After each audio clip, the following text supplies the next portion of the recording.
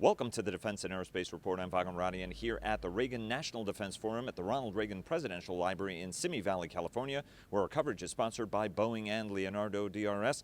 And we're joined by Alan Pellegrini, the CEO of Thales North America. Alan, always a pleasure seeing you. Thank you. Absolute pleasure.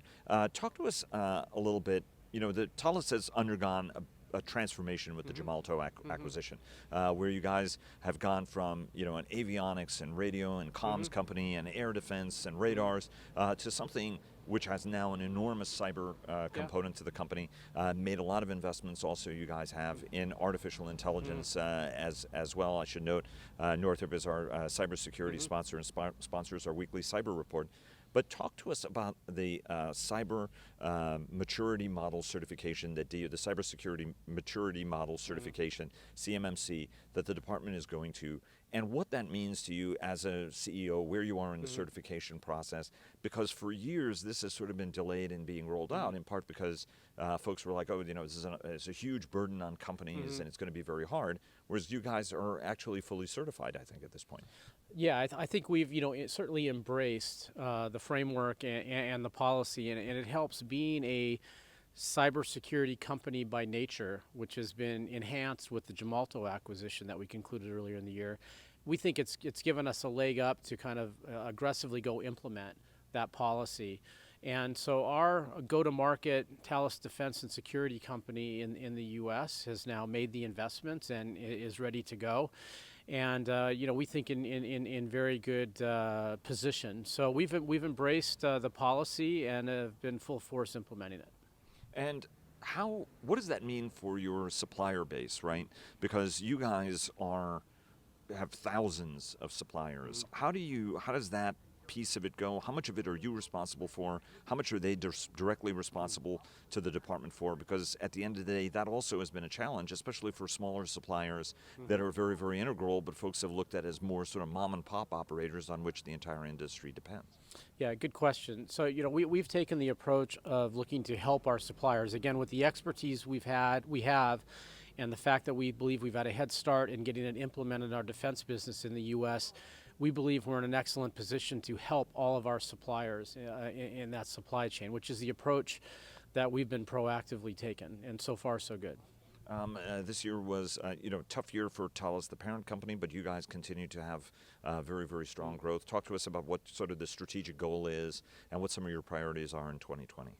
Yeah, well, I think for Thales, one of the benefits of being a diversified technology company is it allows us to, and when some markets are not doing as well, others are doing very well, and defense is going very well, not just here in the U.S. for Thales, but also abroad. But in the U.S. in particular, we've had significant growth over the last 3 years, both in our core products, which is mainly around mobile communications, satellite, and tactical radio based, but also with introducing new products. Our helmet-mounted display business has been doing extremely well. We've been onshoring technology in missile electronics and also in radar capabilities that have been originated in Europe, but we've built the capabilities here so it can be a made America product. So we're seeing good growth with those products as well.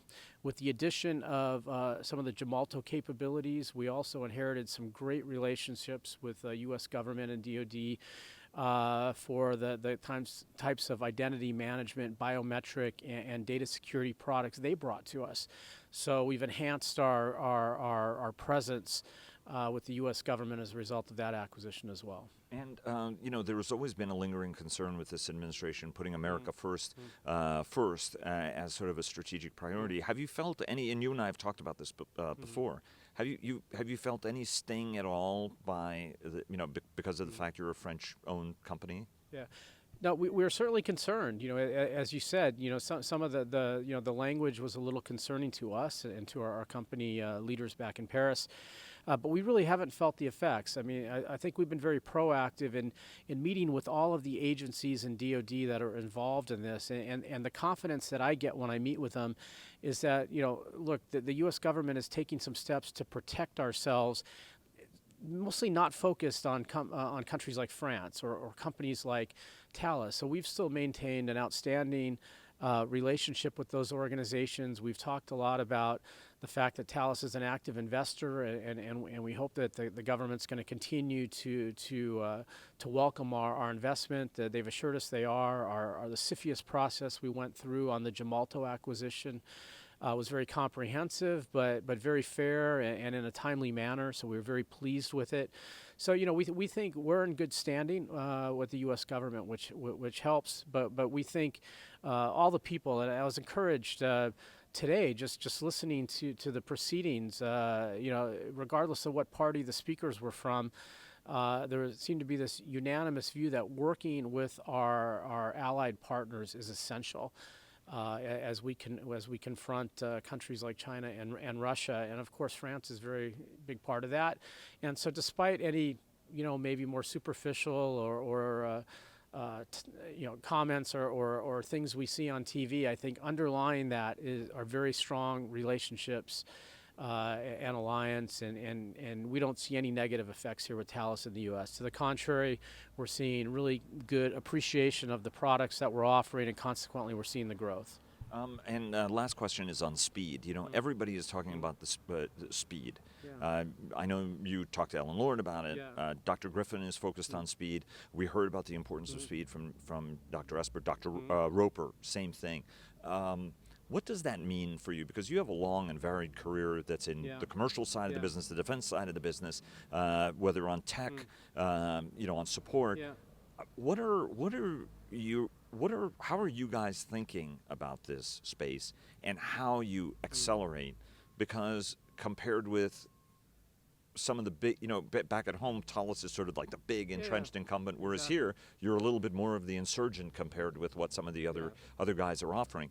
Where do you see opportunity, and do you actually see anybody really moving faster at the end of the day? I mean, we've been talking about this for a long time, but do you actually see the needle moving enough for you to be able to go to Patrice Kane, who is a very, very savvy chief executive, to be able to say, hey, boss, here are the ways we can invest and actually win this business, and him go, Alan, you're absolutely right. Let's dive in there and get ahead of our skis. Yeah, no, it's a good question. I'd answer it this way. First off, I think as a result of Patrice's vision, I think we got a bit of a head start on what we called our digital transformation, and started it several years ago, which meant, one, we were investing in technologies like AI and big data and IoT and cyber, but also we were transforming ourselves internally. We were setting up edge organizations that were working under different processes to develop product very quickly. We call them digital factories. And we have digital factories in each of our regions, including the one I'm responsible for. And our digital factories are now marrying up with our various businesses in the region and working with them on projects to more quickly get minimal viable product into the market, both on the defense side and in the civil side. So I think we've been making investments for several years that are now starting to pay off. So we are seeing much more rapid prototyping to MVP to deployment of product, working hand in hand with customers and end users, which is key. So we think we're well prepared for a lot of what we heard today, which is the U.S. government wants to move faster. They want to work with agile organizations. I think we are working hard on balancing how do you be a big company that does big, complex things that are important, but at the same time act entrepreneurial and agile. And I don't know that we've struck the perfect balance yet, but I think we've made great strides in that direction.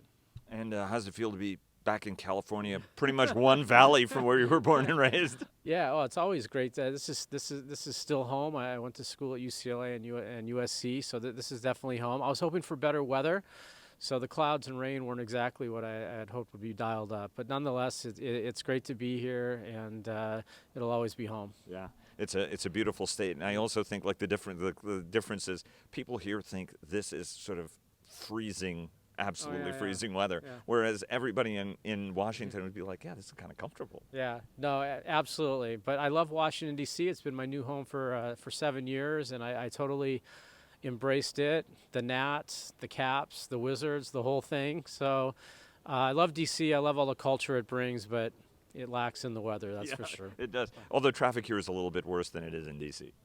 Oh, absolutely. Yeah. Traffic, earthquakes, and fires are the downside of California. Still an awesome state. Alan Pellegrini, CEO of Thales North America. It's been a pleasure. Always a pleasure, Alan. Thank you. Thank you. Really appreciate it.